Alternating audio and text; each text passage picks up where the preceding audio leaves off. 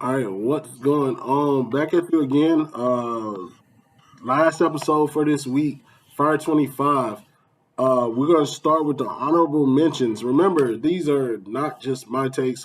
We all three of us, Coach Diggs, Coach Gibson, we send out our list and we average the amount of votes that we gave to each team, like what seating we gave.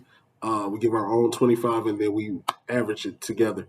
So, honorable mention, we have Queens Grant, uh, Hunter Huss, Ashbrook. I put Charlotte Latin on there, Jackson Day. Those are just honorable mention teams that I think will eventually get on here. But right now, we have a 25.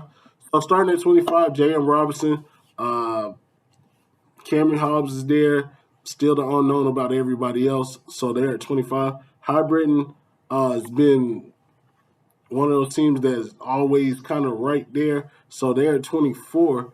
Porter Ridge with Ashanti Taylor's at 23. I think they have a fall off this year. I hate to say that about a team, but when you lose the amount of talent that they did with Molly Malcolm leaving, Sydney Blackwell, then the kids that they graduated, it's kind of hard to see them being at the level that they were last year. At 22, Huff.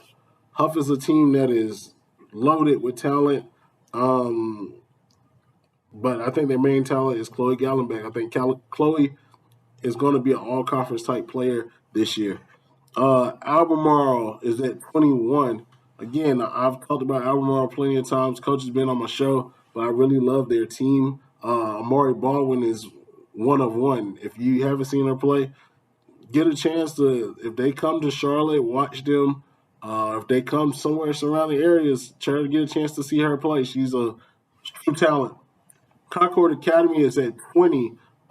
Justice Alexander, Taylor, they both are going to control that team, and they're going to have to figure it out. I think uh, this year it's hard to say they can win the state championship because, again, Grace Christian is still Grace Christian. There's no Sarah Strong there, but Jordan Speller is there, so it's a little tough either way.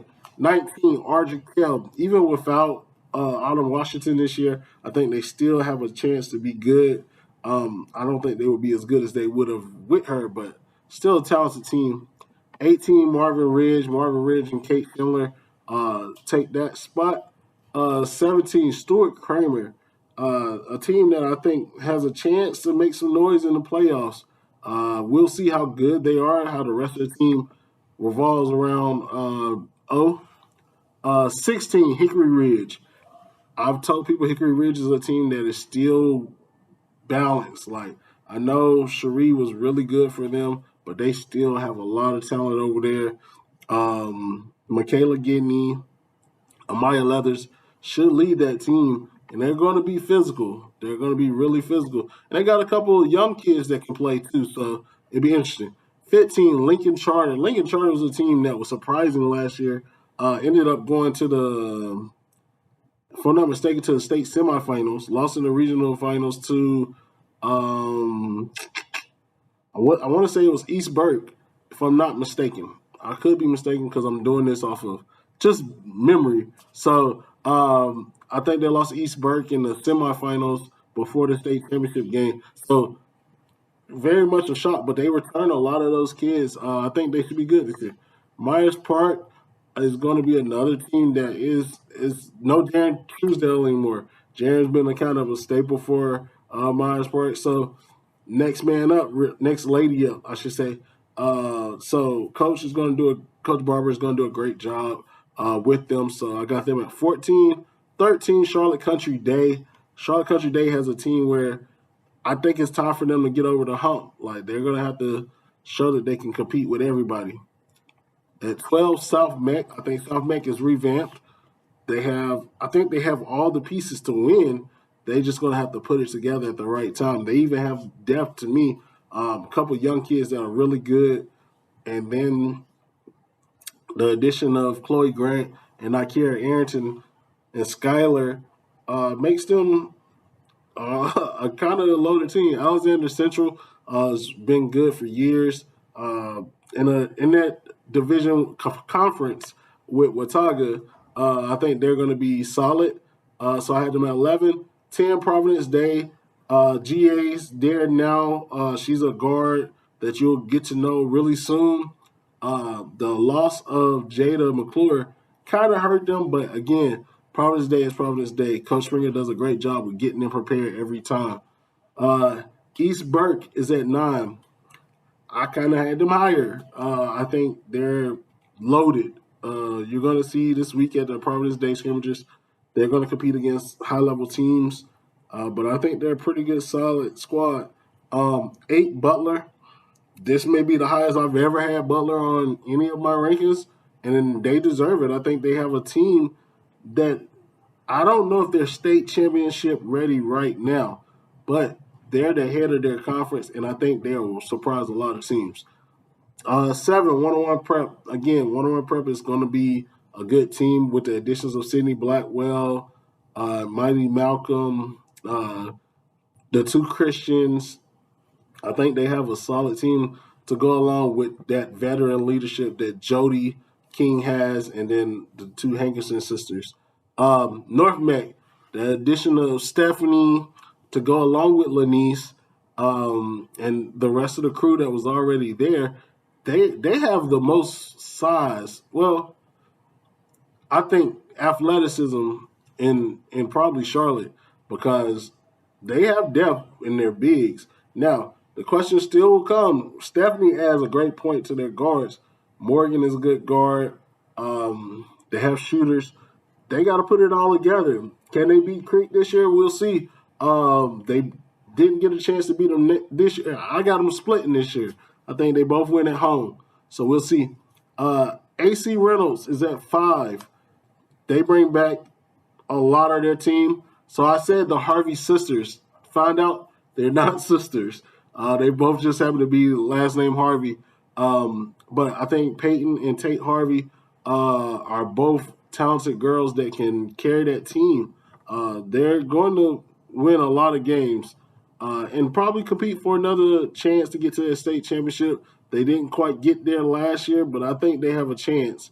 There's no West Rowan now, so we'll see. 4, Watauga, Kate Sears and the rest of the crew are going to be prepared. Laney Shook, I think that's how you say it. Don't quote me on that, but they're a team that's know what it takes to win. They find out what you are weak at, and they take advantage of it. And they're going to shoot the ball. Regardless of who they're playing against, they're going to shoot the ball. So that always keeps you in game. And when you got a player like Kate Sears, I think that really helps.